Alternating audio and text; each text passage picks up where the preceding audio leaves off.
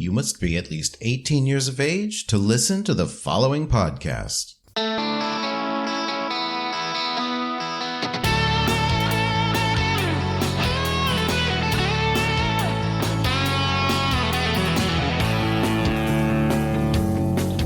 I am Robert Black, and you are listening to Sexual Heroes. In front of the camera and behind the camera, veteran fetish performer Micah Martinez has been expanding his work and influence in the adult entertainment industry with studios such as Noir Male, BlacksOnBoys, and ManUpFilms. Hey, Micah, thank you for being on Sexual Heroes today. Thank you, Robert. How's it going? Good. I want to learn a little bit about you today. Sure. And one of the things that caught my attention with you, other than your good looks, thank you, was the fact that you are a fetish performer. Yes. When I first got into porn, it was as a fetish performer, BDSM. My very first video, in that one, I got flogged. Mm-hmm. And the next few videos after that, same thing. It was BDSM. Later on, I got into more mainstream films. But I would say that what people saw in those earliest films, that was probably more a glimpse into my real life than the later mainstream ones that I did. And when you hear that, how does that compare to your own experience? It's actually very similar. When it comes to the regular kind of sex that I have, it'll go from like a little quick vanilla thing to like when I'm actually like able to be me and have genuine playtime. There's the floggers, there's the J-lube, someone's getting tied up. I genuinely enjoy all forms of pleasure. It's so much more than just dick and hole to me. That's fine. There's a time and place for that, especially when it comes to like work or something quick, or if I'm hooking up with someone that is very vanilla. When I'm actually able to be me, it's very much in the realm of, there's chains around, there's whips around. It's going to be more than a 20-minute thing. Yeah. The main difference between vanilla sex and not. And this is in reverse to many other performers who are pretty vanilla. They do a lot of mainstream films, and then they get asked to be in a fetish film.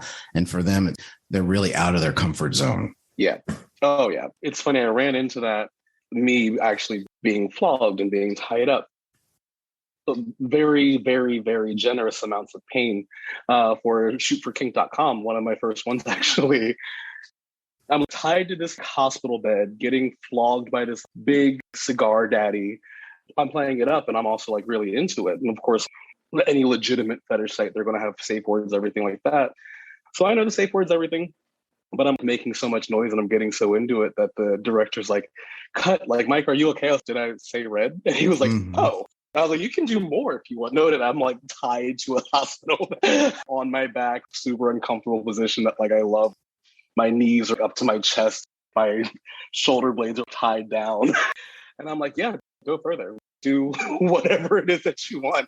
I will let you know if it gets too much. I totally get that. Okay. So when we see you in the cosplay videos and tickling videos, I don't know if you're in any of those, you're having a good time.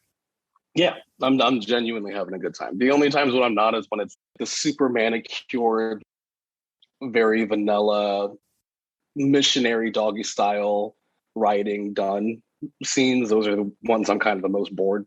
But when it comes to cosplay specifically, I'm such a huge nerd.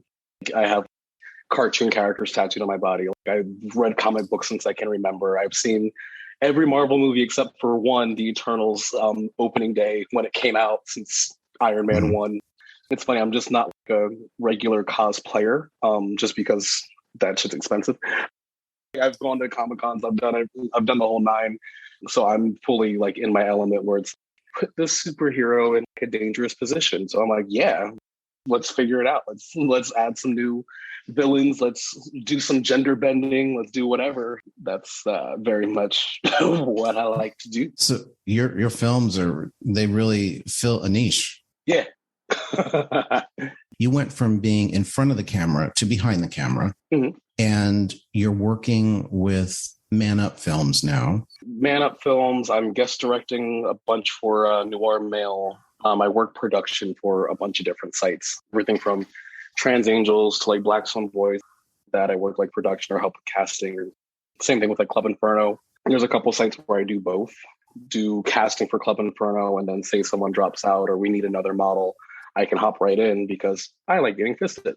So it's like I can kind of just hop here, there, and everywhere. It's a blessing and a curse because it keeps me busy, but it also keeps me busy. Like this current week, I work production for 6 days straight, and then I do 2 modeling gigs back to back, and then I have a day off, which I'm driving a couple 100 miles, and then I'm performing.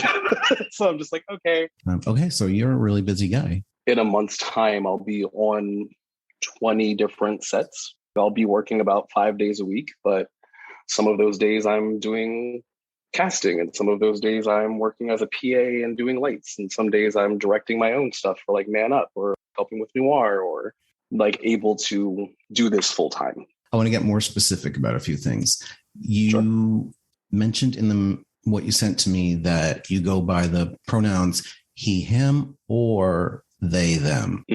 And I've noticed this more frequently lately. In fact, I just found out a friend of mine identifies the exact same way, that he, him, or they, them. And I haven't had a chance to talk to him about it. Can you talk about it? Yeah. Pronouns to me personally, they don't matter to me. I call everyone girl, dude. As long as you're getting like the name right, you're not calling me something insulting, I don't care.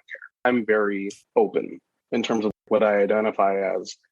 Some days I feel super butch machismo masculine. Some days I feel like a full woman. I don't have to dress androgynously. I do so frequently. Right now I'm wearing a stringer tank top, but I'm also wearing like super short shorts from Amazon because they're cute and they're comfy.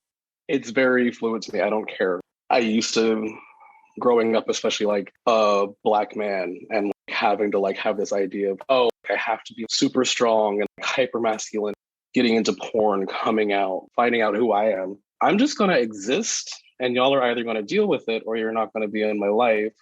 That's inspiring. All right, let's get back to sex. Yeah. The cosplay. Mm-hmm. I'm curious to know, when was the first time you had sex, either dressed in some superhero outfit or the other person was dressed in some superhero outfit? Was it for a film or was it in your private life? And how did that, I'm trying to figure out, how did that come up? So it's funny. The first time it happened, it was 2 days after Halloween when I was in high school. This guy that was a fuck bud and we like dressed up as like superheroes and like went about our merry way. The way that we became friends was we played video games together and like read comic books and did all that together. And he was in the closet, I wasn't. So we were like just two besties. I was knockoff Batman and he was Superman. So he had like the full like spandex thing on and everything. And I had like the utility belt, but I was typical gay. I was wearing like stockings and like booty shorts and a cape type thing. And I had like a Batman t-shirt on. So that was like my first time ever quote unquote cosplaying was for Halloween, but I felt really good about myself. I was like, I look really hot. He looked really hot. We just kept kind of checking each other out more so than we would anyways, like on the low type thing. And I remember after we like got back from this Halloween party, he texted me, I already think you're hot, but you looked really, really, really hot tonight. Like I said, like 2 days afterwards, he like invites me over to hang out. I pack up my Batman stuff and I go over. I like go in the bathroom and like jokingly like come out like, haha, I'm Batman again. In my head, it's super manipulative. I was like, he said I look hot in this, so I'm going to put it on because I want to have sex.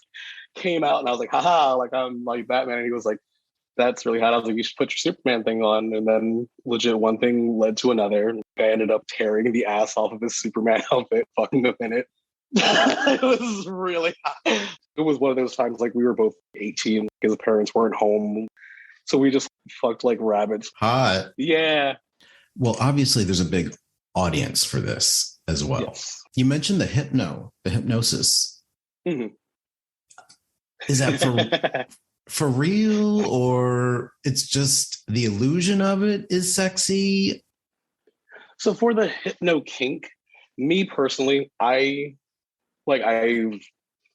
from years of therapy, I've definitely experienced hypnosis myself and everything like that. And just overall the power of suggestion. I don't feel comfortable actually doing that on set, but I still know how it works and how to make it look real and I know how to display it without doing it a disservice. And I also know different ways of doing it. Like a lot of people think, oh, hypno is just like waving a locket back and forth and then they'll like go under your control. And that's part of it. And then there's also versions of it where you can do it with flashing lights, which is what I did with the Green Lantern one. Instead of it being just like having to follow your eyes, the different ways that stuff flashes can actually, it can cause you a headache, and it can also put you a little bit under a more suggestible state. Yeah, there's a lot of different ways to do hypnosis. So I'm just kind of having fun with it. Kind of displaying it in different facets, especially for people that really do know about hypnosis and that they do find it sexy in a way. This is one of the ways that you can hypnotize someone as well, and it's never been done before. Like, they're like, oh yeah, like that's hot. Okay, so I got a couple of questions coming to mind here. This is like totally new territory for me. When you're portraying hypnosis in a porn film, what I'm hearing, it's not necessarily, the person's not for real hypnotized necessarily, but you are portraying how it would look in the real setting. Exactly. What happens when someone is hypnotized? Where does it go? So to me, the times that I've been like hypnotized, as you and I talked about before we even started, like I'm sober and I've been to way too many rehabs and psych wards and everything like that. So I've been with several hypnotists to try and initially like get me to not do drugs anymore. The times that I've been under, so I went under 6 times roughly, and I want to say 4 of them I just felt very hazy. Like I still kind of knew what was going on. Some people, especially if it wasn't the therapist, it sounded very womp, womp, womp, womp, like people outside the door, stuff like that. It sounded very like Charlie Brown adults talking. And then the other like 2 or 3 times, it felt like I blinked and then I came back and it was like 10, 15 minutes later and I had zero clue what happened. Felt like I blinked and then the person's still there, but they're in a different position. And I was like, wait, what's going on? Now, that's in a therapeutic situation. Yes. What about in a sexual situation? Where do you take somebody who's hypnotized and how do you navigate consent in a situation where someone is hypnotized? I think that's a big reason why I don't like doing the actual hypnosis on set, just because it's a porn set, so consent needs to be there the entire time. And I don't want to venture into that gray area. In a not porn sexual setting, consent's normally talked about very in depth before. It needs to be like talked about like everything that is going to be allowed and everything that is not going to be allowed. There is no way that there is any sort of misconception. And that's normally a very long conversation. So it is a very similar conversation, like when you're talking to a dom or talking to a sub or another switch. This is what goes and this is what doesn't, especially if I'm not going to be like fully coherent. Well, I would think anyone who's truly susceptible to hypnosis, if you're going to play in the real world, you would want to be playing with someone you have an established relationship with. I think I would be hesitant to try that with someone I was playing with for the first time. Hypno and role play kind of go hand in hand because a lot of times the idea of hypno, the way that it's displayed, especially like in porn or fetish, is that it's like this person that you don't really know is putting you under. But oftentimes it is like normally like someone's partner or like something like that, or like their regular dom or their daddy or whatever. That's typically how it goes, because a couple of friends that actually do partake in it, it's like them and their like partner of like 20 years. So like they know. And explain for the listeners, what is sexy about hypnosis? I'm kind of backing up now. Sexy about hypnosis is that it's the most tied up you can be without rope being around. It's like you're fully under this other person's control. That's like, you may not be tied up and you may not be hanging from the ceiling and you may not have a mask on or a gag in, but you are fully under that person's control for however long they want you to be under their control. When it's done, it's not even necessarily done, because if they give you a call word and you can go right back under at any time.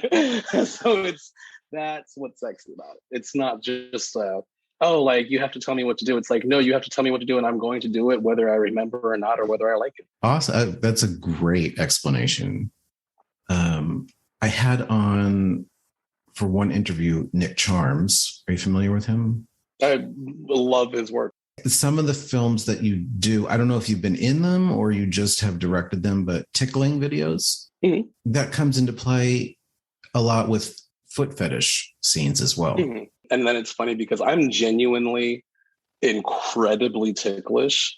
Anytime I'm booked for one, part of me is like, oh no, because I will freak out in a good way. It's still fun. Tickle fetish is definitely one of them for me. It can be quite cruel. Yeah.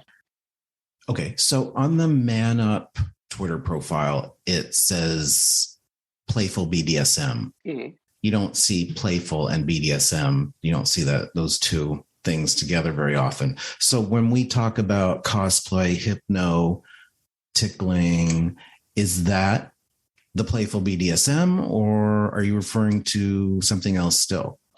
It's a culmination of all of that stuff. Plus, anytime I'm casting a scene for Man Up, I'm literally asking every performer what they're okay with. Here's all the things that are like kind of floating around in my head for writing the script. What are you totally fine with? What would be very new for you? And what's a hard no? I try to tailor it to their comfort level. I also try to grab more people that I know are a little bit more freaky than other people, just so that while we're there on set, everyone's still having a good time. I've gotten told a couple of times now, especially the models, they're very happy that they're able to participate in fetishes that they actually do like for money on set at work. And it's such a fun environment just because it's playful. Like, oh, like, yeah, I'm wearing a goofy Robin outfit and like I'm being fisted at the same time, but I'm also being fed popcorn while it's happening.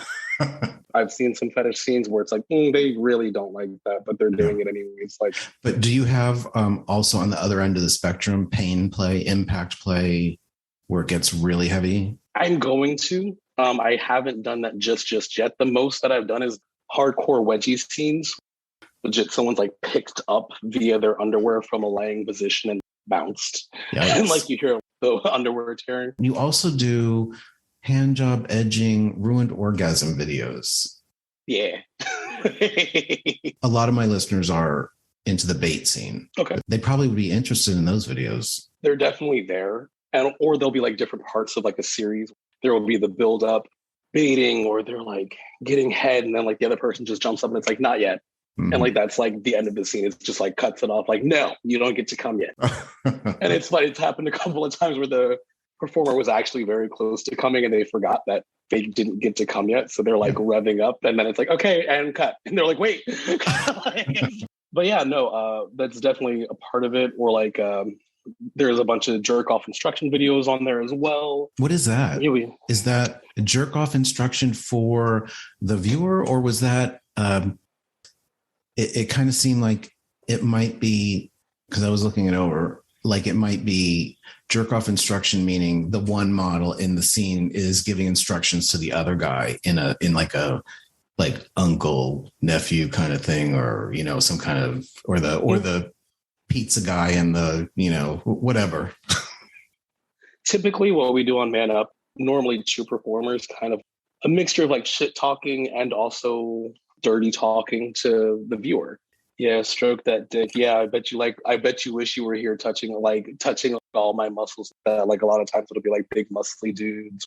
Like I know like Alex Hawk, one of my fucking favorites, he'll like show off his ass because he has an incredibly nice ass and be like, bet you wish you were fucking this, huh? Got it. The kind of interaction you might have if you had a Skype buddy. Exactly. Well, we've covered all the stuff that I wanted to cover. So much that I didn't know about. Is there anything that you want to talk about to the listeners about your company or about what you're doing? Anything? I've been given a little bit more free reign to just kind of go crazy. So Crazier. Yeah, crazier.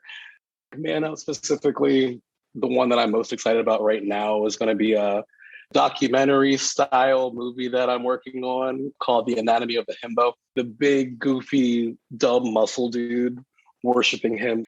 We're also going to be, and like I said, it's going to be fully Morgan Freeman-esque voice documentary style. We are also going to be doing a horror movie for next Halloween. So we're going to be revving up for that, which I'm stoked for because I'm also very spooky. What I do in my free time is typically watch scary stuff that would disturb other people. And it's fine. We got so much coming up. Check it out. Well, all I can say is I wish ManUp had been around when I was doing porn because I think it would have been a good match. I would have had a good time working for ManUp. Well, if you ever want to come back, let me know. Micah, thank you so much for being on Sexual Heroes today. Thank you, Robert, for having me. Information about each guest is included in the show notes, along with links to my XXX homepage, Twitter account, and Patreon page. Patrons get early access to episodes. You can help me grow my audience by telling a friend today to visit sexualheroes.com and be sure to rate and review the show on Apple Podcasts. Thanks for listening.